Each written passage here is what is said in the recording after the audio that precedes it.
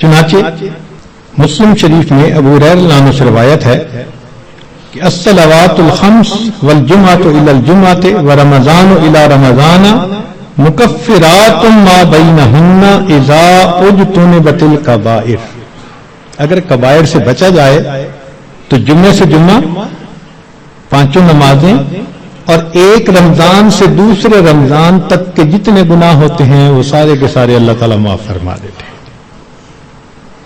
چنانچہ کنز العمال میں لکھا ہے کہ اذا سلمت الجمعہ تو سلمت الایام. جمعہ اگر اچھے انداز سے کسی نے گزار لیا تو باقی دن بھی اس کے اچھے گزر جائیں گے.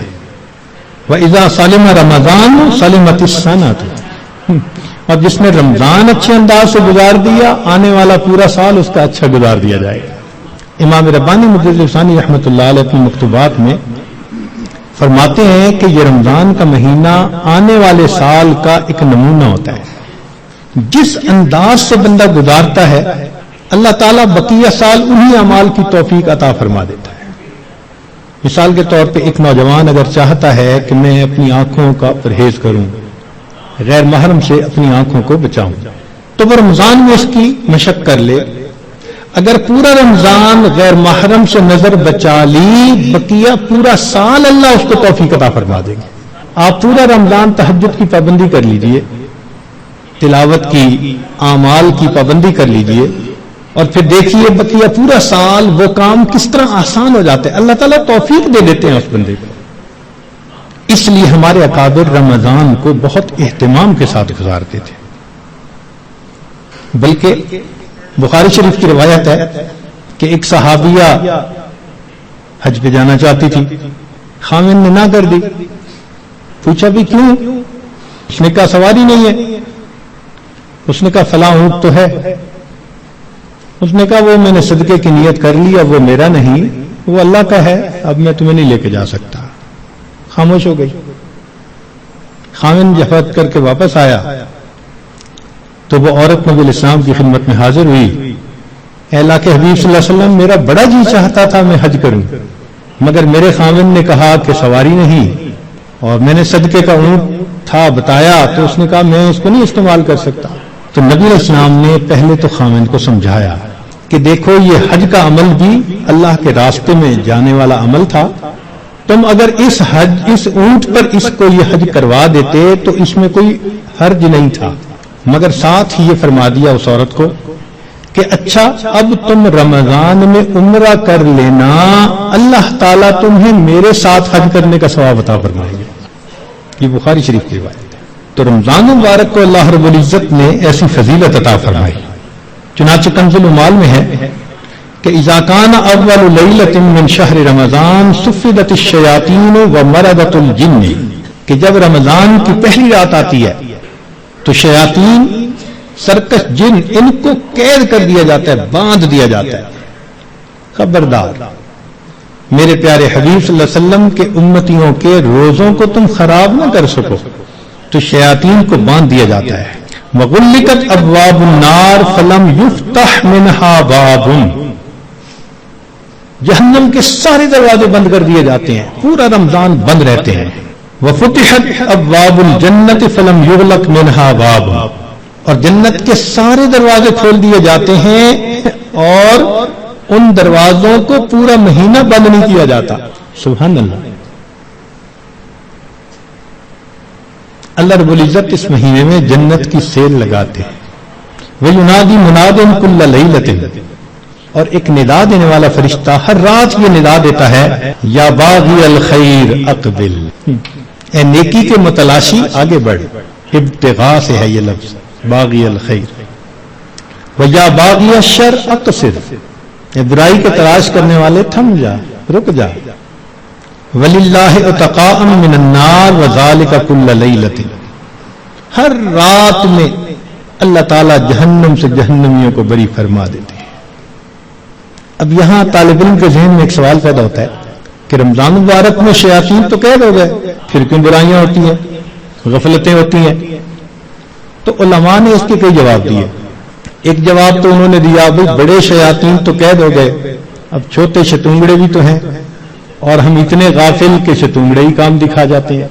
دوسرا علماء نے یہ کہا کہ شیطان کی وجہ سے نفس کے اندر اتنی خباثت آ جاتی ہے کہ شیطان اگر باندھ بھی دیا جاتا ہے تو نفس اس کا کارندہ بنا رہتا ہے، وہ انسان کو گناہوں پر اکسائے رکھتا ہے. یا برے دوست ہوتے ہیں، یار بد، ان کی وجہ سے انسان رمضان میں بھی نیکی پر نہیں آتا. مگر اس کی خوبصورت مثال یہی ہے کہ جیسے لوہے کو بھٹی میں گرم کرے نا تو سرخ ہو جاتا ہے، پھر اس کے بعد اس کو بھٹی سے نکال لیں تو وہ 1 منٹ میں ٹھنڈا نہیں ہوتا، وہ گھنٹہ 2 گھنٹے گرم رہتا ہے. تو شیطان نے انسان کو گناہوں کی بھٹی میں اتنا گرما دیا ہوتا ہے کہ ان لوگوں کے لیے رمضان کا مہینہ آ بھی جاتا ہے تو وہ گرمی اسی طرح موجود رہتی ہے. نبی علیہ السلام نے ارشاد فرمایا من وافق موتہ عند القضاء رمضان دخل الجنہ، جس بندے کو رمضان المبارک کے اندر موت آ گئی اللہ تعالیٰ اس کو جنت کے اندر داخل فرما دیتے ہیں. سیدہ عائشہ صدیقہ رضی اللہ تعالیٰ عنہ فرماتی ہیں کہ کان رسول اللہ صلی اللہ علیہ وسلم یجتہد فی رمضان ما لا یجتہد فی غیرہ، مسلم شریف کی روایت کہ رمضان المبارک میں نبی علیہ السلام عبادات میں اتنی محنت فرماتے تھے، مشقت اٹھاتے تھے کہ رمضان کے علاوہ کسی اور مہینے میں اس قدر محنت نہیں فرماتے تھے. اس سے معلوم ہوا کہ خاص اہتمام فرماتے تھے اس مہینے. ایک اور روایت ہے بہقی کی، سیدہ عائشہ صدیقہ رضی اللہ عنہا فرماتی ہیں کہ کان رسول اللہ صلی اللہ علیہ وسلم اذا دخل رمضان، کہ جب رمضان کا مہینہ آتا تھا شد میں ازارہ ہو، نبی علیہ السلام اپنے تہبند کو کس کے باندھ لیتے تھے. ثم لم یأت فراشہ حتی ینصرف، پھر پورا مہینہ گزرنے تک اپنے بستر پر واپس نہیں آیا کرتے تھے. اللہ اکبر کبیرہ. اس لیے کہ وہ رمضان کی برکات سے واقف تھے، جانتے تھے. بہقی کی شریف کی ایک اور روایت ہے کان اذا دخل رمضان تغیر لونہ، کہ جب رمضان کا مہینہ آتا تھا نبی علیہ السلام کا چہرے کا رنگ بدل جاتا تھا. اللہ اکبر کبیرہ. وکثرت صلاتہ، اور نبی علیہ السلام نماز نفل کثرت کے ساتھ پڑھتے تھے. وابتہن فی الدعاء واشفق لونہ، اور اپنی دعا میں اتنے اللہ کے سامنے عاجزی کرتے تھے کہ آپ صلی اللہ علیہ وسلم کا چہرہ انور سرخ ہو جایا کرتا تھا. اللہ اکبر. چنانچہ ایک حدیث مبارکہ میں ہے، سلمان فارسی رضی اللہ عنہ اس کی روایت فرماتے ہیں کہ خطبنا رسول اللہ صلی اللہ علیہ وسلم فی آخر یوم من شعبان فقال، نبی علیہ السلام نے فرمایا یا ایھا الناس قد اظلکم شہر عظیم مبارک، اے لوگوں تمہارے اوپر ایک بڑا مہینہ برکت والا آ گیا ہے. شہر فیہ لیلۃ خیر من الف شہر، ایسا مہینہ کہ جس میں ایک رات ہے جو 1000 مہینوں کی عبادت سے بھی زیادہ افضل ہے.